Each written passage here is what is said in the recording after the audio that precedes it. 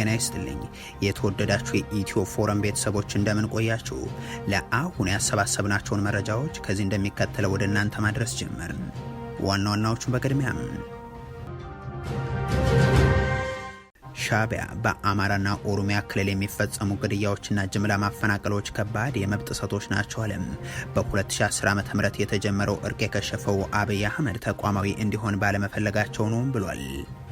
ዝርዝሩ ተዘጋጅቷል። ከተማዋ በሽመልስ አብዲሳ አስተዳደር የማፊያ ቡድን ከበባ ውስጥ ናት ተባለም። በመንግስት መዋቅር የሚደገፉ እነዚህ የማፊያ ቡድኖች በክልሉ በተለያዩ ቦታዎች የሚፈጽሟቸው የወንጀል ድርጊቶችም ማነጋገራቸውን ቀጥለዋል። እንቃኘዋለን። ሀገሪቱ ብልጽግና 10 ሺህ ቅጥረኛ ሰራዊት አዘጋጅቶብኛል የሚል ዓለም አቀፍ ዘመቻ መጀመሯ ተሰማም። በየሀገራቱ በሚገኙ ኤምባሲዎች አማካኝነትም የአዲስ አበባው መንግስት ፈጸመው ያለችውን ጣልቃ ገብነት በሰነድ መልኩ እያስገባች መሆኑ ታውቋል። ተጨማሪውን ይዘናል። በተለያዩ የዓለም ሀገራት ከተሞች የብልጽግናው አገዛዝን የሚቃወሙ ሰልፎች እየታዩ ናቸው። በአውሮፓ ህብረት ፓርላማ ፊት ለፊት ለተደረገ የተቃውሞ ሰልፍን ተከትሎ ደግሞ የብልጽግና ሰዎች በስፍራው መገኘታቸውን አስተባባሪዎች ገልጸዋል። ይህንንም ይዘናል። ጠቅላይ ሚኒስትሩ በሚስጥር ወደ ተባበሩት አረብ ኤሚሬቶች ጉብኝት አድርጌ ነበር ማለታቸውን ተከትሎ ሶስቱ ሀገራት ተፋጧል።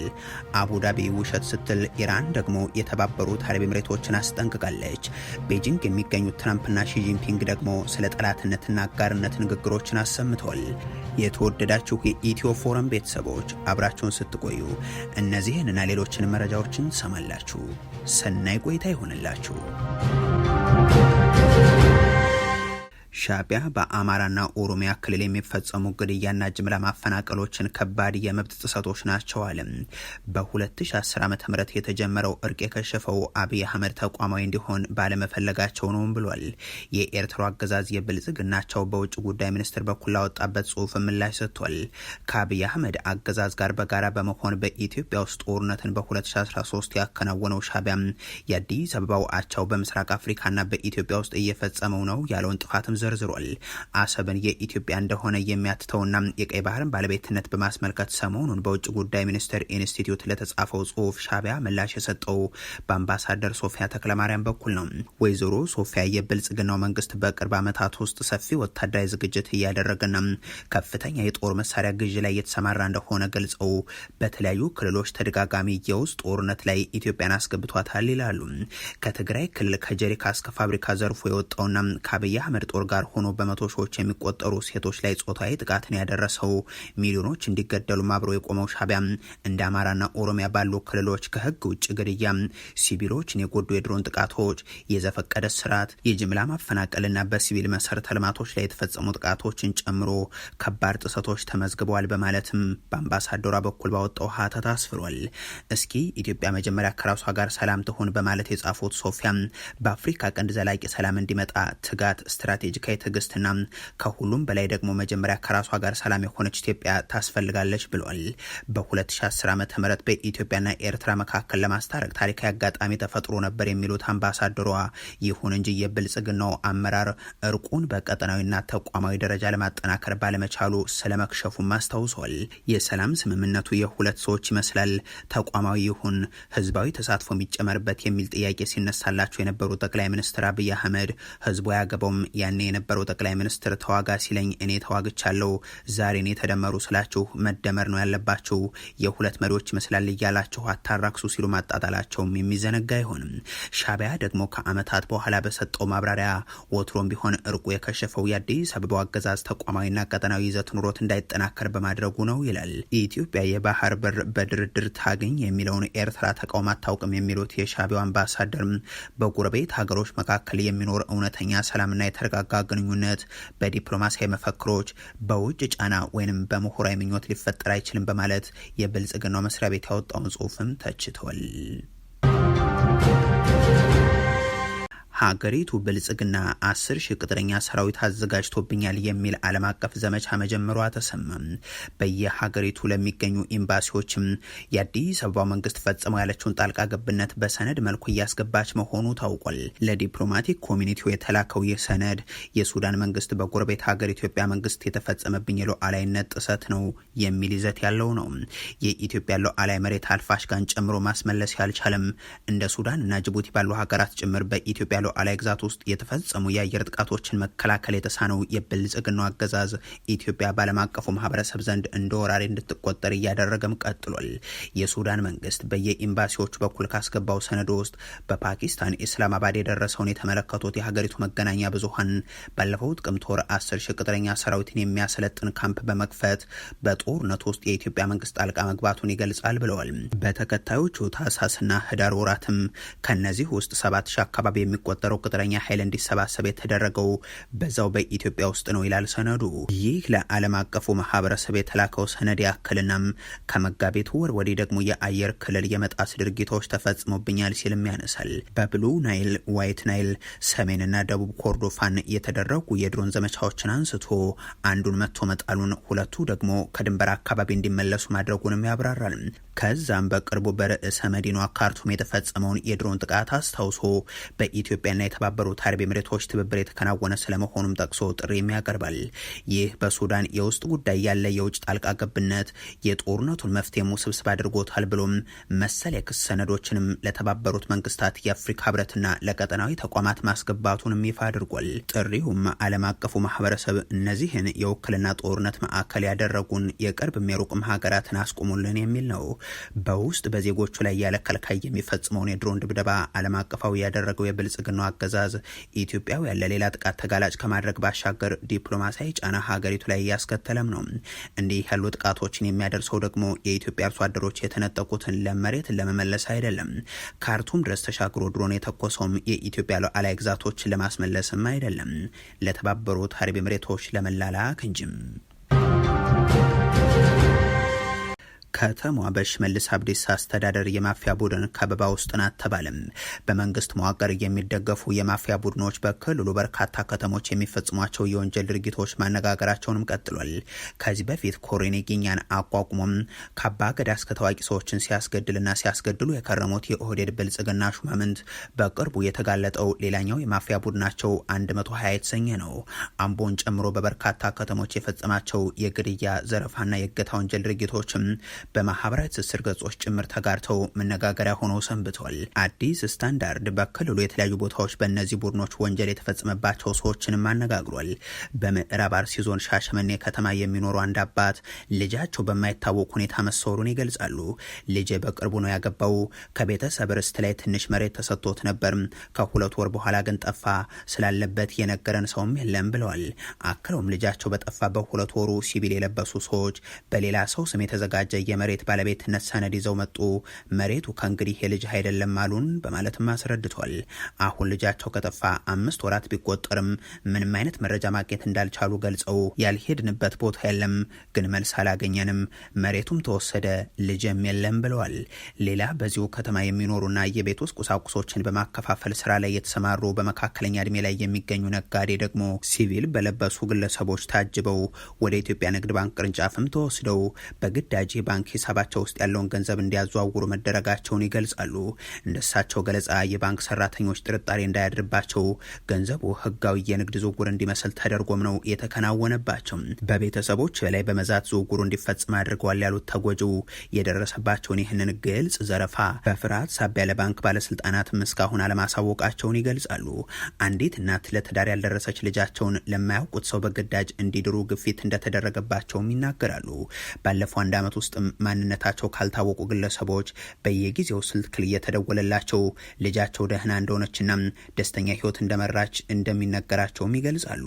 እኚህ እናት ልጃቸውን በግዳጅ እንዲሰጡ ያደረጋቸው የቡድን አባላት አሁን በከተማ ውስጥ ሲዘዋወሩ ቢመለከቱም ልጄን ወደ እኔ ለመመለስ ማድረግ የምችለው ምንም ነገር የለም ሲሉ በምሬት ይናገራሉ። በአሰላ ከተማ በዱቄት ፋብሪካና በተለያዩ የንግድ ዘርፎች ላይ ከፍተኛ መዋለ ንዋይ ያፈሰሱ አንድ ሌላ ነጋዴ ደግሞ የንግድ ቤቶቻቸውን በአካባቢው ካሉ ባለስልጣናት ጋር ግንኙነት አላቸው ለሚባሉ ቡድኖች እንዲያስረክቡ፣ ካልሆነ ግን ያልተገለጸ እርምጃ እንደሚወሰድባቸው ትዕዛዝ እንደተሰጣቸው ተናግረዋል።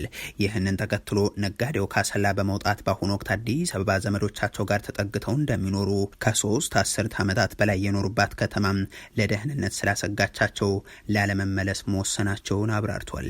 በባቱ ዝዋይ ከተማ የሚኖሩ ነዋሪዎች ደግሞ በሽመልስ አብዲሳ አስተዳደር ከ4 ዓመት በፊት ጀምሮም በክልሉ አሰልጥኖ ባስታጠቃቸውና ጋቸና ሲርና ወይም የስርዓቱ ዘብ በሚባሉ መደበኛ ያልሆኑ ሚሊሻዎች አማካኝነት የተጋነኑ ክፍያዎችን በየጊዜው እንዲከፍሉ እንደሚገደዱ ያስረዳሉ። እንደ ነዋሪዎቹ ገለጻ እነዚህ ክፍያዎች በኬላዎችና በመኖሪያ መንደሮች ውስጥ የሚሰበሰቡ ሲሆን አብዛኛውን ጊዜ ምንም አይነት ህጋዊ መሰረት የሌላቸው አሊያም ደረሰኝ የማይሰጥባቸውም ናቸው። ከቢሾፍቱ ከተማ የተገኙ ተጨማሪ መረጃዎች ደግሞ በተለይም ከመሬት ባለቤትነት ጋር በተያያዘ ስጋቶች ስለመኖራቸው ያስረዳሉ። ነዋሪዎች በተለይም አረጋውያን መሬታቸውን በፈቃዳቸው እንዲለቁ ግፊትና የማታለል ድርጊቶች እየተፈጸመባቸው ሲሆን አንዳንዶቹ ደግሞ ስልታዊ በሆነ መንገድ የመሬት ነጠቃ እየተካሄደ ስለመሆኑ ይናገራሉ። ቡድኑ በሚንቀሳቀስበት አምቦ ከተማ የተከሰተው ሁኔታም ለእንዲህ ያሉ አጠቃላይ ሁነቶች የምስክርነት ቃሎችም እንደ ማሳያ የሚወሰድ ሰፊ መልክ ያለው ነው። የከተማ ነዋሪዎች በአደባባይ የሚፈጸሙ ድብደባዎችን፣ ያለአግባብ የሚፈጸሙ እስራቶችንና የገንዘብ ዘረፋዎችን በመጥቀስ አሁን አምቦ በከበባ ውስጥ የምትገኝ ከተማ ናት ይሏታል። በተለያዩ የዓለም ሀገራት ከተሞች የብልጽግናውን አገዛዝ የሚቃወሙ ሰልፎች እየታዩ ናቸው። በአውሮፓ ህብረት ፓርላማ ፊት ለፊት የተደረገው የተቃውሞ ሰልፍን ተከትሎ የብልጽግና ሰዎች በስፍራው መገኘታቸውን አስተባባሪዎች ገልጸዋል። ባለፉት ሳምንታት በዓለም አቀፍ ከተሞች በተለይም በአማራ ክልል የሚፈጸመውን ግድያ የሚያወግዙ ሰልፎች መጠራታቸው የሚታወስ ነው። እንደ ስዌድን፣ ስቶክሆልምና ቤልጅየም፣ ብራሰልስ ባሉ ከተሞችም እነዚህ ተቃውሞዎች ተስተውሏል። ትናንት ደግሞ የሶማሌና የትግራይ ዲያስፖራ አባላት በዛው በአውሮፓ ህብረት መቀመጫ ከተማ ተቃውሞ ማሰማታቸው ታውቋል። በመላ ሀገሪቱ የሚፈጸሙ መንግስታዊ ግድያዎችን መቃወም ህብረቱን ጨምሮ ለአብይ አህመድ አገዛዝ የሚደረገው ዓለም አቀፋዊ ድጋፍ እንዲቆም መጠየቅና በሳውዲ አረቢያ ሞት የተፈረደባቸው ኢትዮጵያ ላይ ህብረቱ ጫና እንዲያደርግ መጠየቅ የሚሉትም ከተላለፉ መልእክቶች መካከል እንደሚገኙበት አስተባባሪዎች ካወጡት መግለጫ መረዳት ተችሏል። የትግራይ ህዝብ ህገ መንግስታዊ መብቶች እንዲከበሩ በሶማሌ ክልል ስም በብልጽግናው የጥፋት አገዛዝ ውስጥ የተወከሉ እንደ ሙስጠፋ መሐመድ፣ አደም ፋራህና ሌሎችም ሹማምንት ህዝባችንን አይወክሉም የሚሉ መፈክሮች መቅረባቸውንም አክለዋል። በዚህ ሰልፍ ላይ ደግሞም ድምጻቸውን ለማሰማት የወጡ ሰዎችን እንዲቀርጹ በሚል የብልጽግናው አገዛዝ ሰዎችን ወደ ስፍራው ልኮ ነበር ሲሉም አያይዞ ያሰራጩት የአገዛዙ ስለላ ሰዎች የፎቶና ቪዲዮ ምስል ያሳያል። የብልጽግናው አገዛዝ በሀገር ውስጥ አንዳች የተቃውሞ ድምጽ እንዳይሰማበት ከሚያደርገው ጥረትና ፈና ባሻገር በዓለም አቀፍ ከተሞች የህዝቡን ድምጽ ለማሰማት የሚጥሩ ሰዎችን ለማስፈራራት እንዳሁኑ ሰዎችን ከማሰማራቱ በፊት እነዚህ የዓለም ከተሞች አደባባዮች የለውጡ የተባለውን የኦህዴድ ብልጽግና አገዛዝ የድጋፍ ሰልፍ ይጥለቀለቅባቸው እንደነበሩም የሚዘነጋ አይሆንም። ጠቅላይ ሚኒስትሩ ወደ ተባበሩት አረብ ኤሚሬቶች በሚስጥር ጉብኝት አድርጌ ነበር ማለታቸውን ተከትሎ ሶስቱ ሀገራት ተፋጧል። አቡዳቢ ውሸት ነው ስትል ኢራን ደግሞ የተባበሩት አረብ ኤሚሬቶችን አስጠንቅቃለች። ቤጂንግ የሚገኙት ትራምፕና ሺጂንፒንግም ስለ ጠላትነትና አጋርነት ንግግሮችን አሰምተዋል። የእስራኤሉ ጠቅላይ ሚኒስትር ቤንያሚን ኔታንያሁ በኢራን ጦርነት ወቅት ሀገሪቱን በሚስጥር ጎብኝተዋል በማለት ከጠቅላይ ሚኒስትሩ ጽህፈት ቤት የወጣው መግለጫም እያነጋገረ ይገኛል። በጦርነቱ ወቅት ወደ አቡዳቢ ያቀኑት ብቸኛው የሀገር መሪ የብልጽግናው ፕሬዝደንት አብይ አህመድ እንደነበሩ ሲገለጽ ከሰነበተ በኋላ የወጣ መረጃ ነው። ኢራንም የተባበሩት አረብ ኤሚሬቶችን በማስጠንቀቅ ያኔ የአሜሪካና እስራኤል ዘመቻ ተፋፍሞ በነበረበት ወቅት የእስራኤሉ ጠቅላይ ሚኒስትር ቤንያሚን ኔታንያሁ አቡዳቢን መጎብኘታቸውን አስቀድማ ታውቅ እንደነበር ይፋ አድርጋለች። የኢራኑ የውጭ ጉዳይ ሚኒስትር አባስ አራግቺ በማህበራዊ ትስስር ገጻቸው ላይ ባሰፈሩ ጽሁፍ ኔታንያሁ አሁን በይፋ ያረጋገጡት የኢራን የደህንነት ተቋማት ከረጅም ጊዜ በፊት ለመሪዎቻችን ያደረሱት መረጃ ነው ብለዋል። ይሁን እንጂ ሚኒስትሩ ኢራን ይህንን የስለላ መረጃ ከሳምንታት በፊት ለምን ይፋ ሳታደርግ እንደቆየች ግን የሰጡት ማብራሪያ የለም። አራግቺ አክለውም ከታላቁ የኢራን ህዝብ ጋር ጠላትነትን መፍጠር ሞኝነት የተሞላበት አደገኛ ቁማር ነው ያሉ ሲሆን ይህንን ለማድረግ ከእስራኤል ጋር ማሴር ደግሞ ፈጽሞ ይቅር የማይባል ተግባር ነው ሲሉ የተባበሩት አረብ ኤሚሬቶችን አስጠንቅቀው መከፋፈልን ለመፍጠር ከእስራኤል ጋር የሚያሰሩ አካላት በሙሉ ተጠያቂ ይሆናሉ በማለት አቡዳቢ ላይ ዝተዋል። ይህ በእንዲህ እንዳለ የተባበሩት አረብ ኤምሬቶች ደግሞ በኔታንያሁ በሚስጥር ጎበኘኋት የተሰኘውን መረጃ ፈጽሞ ሐሰት ነው ስትል አስተባብላለች። የሀገሪቱ የውጭ ጉዳይ ሚኒስትር ባወጣው መግለጫ የተባበሩት አረብ ኤምሬቶች ከእስራኤል ጋር ያላት ግንኙነት ግልጽና በይፋ በታወጀው የአብርሃም ስምምነት ማዕቀፍ ውስጥ የሚመራ እንጂም ግልጽነት በጎደላቸው መደበኛ ባልሆኑ ስምምነቶች ላይ የተመሰረተ አይደለም በሚል አረጋግጧል። አክሎም በሚመለከታቸው የተባበሩት አረብ ኤምሬቶች ባለስልጣናት በኩል በይፋ ካልተገለጸ በስተቀር ስለሚደረጉ ሚስጥራዊ ጉብኝቶች የሚሆን ይፋ ስላልተደረጉ ስምምነቶች የሚነሱ ማናቸው መረጃዎች ሙሉ በሙሉ መሰረት የሌላቸው ናቸው በማለት አብራርቷል። እንዲህ ያለው ውጥረት በሶስቱ ሀገራት መካከል በሰፈነበት በዚህ ወቅት የአሜሪካው ፕሬዚደንት ዶናልድ ትራምፕ ደግሞ ቻይና ናቸው። የቻይናው ፕሬዚደንት ሺጂንፒንግም አሜሪካና ቻይና አጋር እንጂ ጠላት መሆን የለባቸውም በማለት ተናግሯል። ሺጂንፒንግ ታላቁ መሪ ያሉት የአሜሪካው ፕሬዚደንት ዶናልድ ትራምፕ በበኩላቸው የሁለቱ ሀገራት ግንኙነት ከመቼውም ጊዜ በላይ የተሻለ ነው ይላሉ። ትራምፕ እና ሺጂንፒንግ ከመወያየታቸው አስቀድሞ በቀይ ምንጣፍ ሲጨባበጡም ተስተውሏል። ውይይታቸው በታሪፍ፣ በቴክኖሎጂ ፉክክርም፣ በኢራን ጦርነትና በታይዋን ጉዳይ ላይ እንደሚያተኩርም ተገልጾ ነበር። ዶናልድ ትራምፕ ባደረጉት የመክፈቻ ንግግርም ከቻይናው ፕሬዚደንት ጋር በመገናኘታቸው ክብር እንደሚሰማቸው ተናግሯል። ተግባብተናል፣ ልዩነቶች ሲገጥሙን ፈተናቸዋል፣ እንደዋወላለን፣ ችግር ገጥሞን እንደነበር ማንም አያውቅም። ለሁሉም ሰው የምናገረው ሺጂንፒንግ ታላቅ መሪ መሆኑን ነው ብለዋል ትራምፕ። ሺጂንፒንግ ባደረጉት የመክፈቻ ንግግር ደግሞ መላው ዓለም ውይይታችንን እየተከታተለ ነው ሲሉ ገልጸው ዓለም ባልተረጋጋ ሁኔታ ውስጥ እንዳለችም አክለው ዓለም አዲስ መስቀለኛ መንገድ ላይ ደርሳለች፣ ቻይናና አሜሪካ መሰናክሉን አልፈው አዲስ ግንኙነት ይመሰርቱ ይሆን ሲሉ ጠይቀዋል። በጋራ ዓለም አቀፍ ችግሮችን ለመፍታት እንደዚሁም በጥምረት የወደፊቱን ዓለም የተሻለ ለማድረግ መስራት ይችሉ እንደሆነም ለትራምፕ ጥያቄ አቅርበዋል። እነዚህ ጥያቄዎች ለታሪክ ለዓለምና ለሕዝቦች ጠቃሚ መሆናቸውን ገልጸው የሁለቱ ታላላቅ ሀገራት መሪ እንደመሆናችን ጥያቄዎችን መመለስ አለብንም ብሏል። ሁለቱ መሪዎች ለ2 ሰዓታት የዘለቀ ውይይት ማድረጋቸውም ተዘግቧል። በውይይታቸውም የኢራን ጦርነት ጉዳይ እንደሚነሳ ሲገለጽ ሰንብቷል። ዶናልድ ትራምፕ ግን ቤጂንግ ከመድረሳቸው አስቀድሞ ከኢራን ጋር የገቡበትን ጦርነት ለማስቆም የቻይናን እርዳታ አልፈልግም ማለታቸው ይታወሳል። የተወደዳቸው የኢትዮ ፎረም ቤተሰቦች ለአሁኑ ያሰባሰብናቸው መረጃዎች ይህንን ይመስሉ ነበር። አበቃን። ቸር ያሰማን።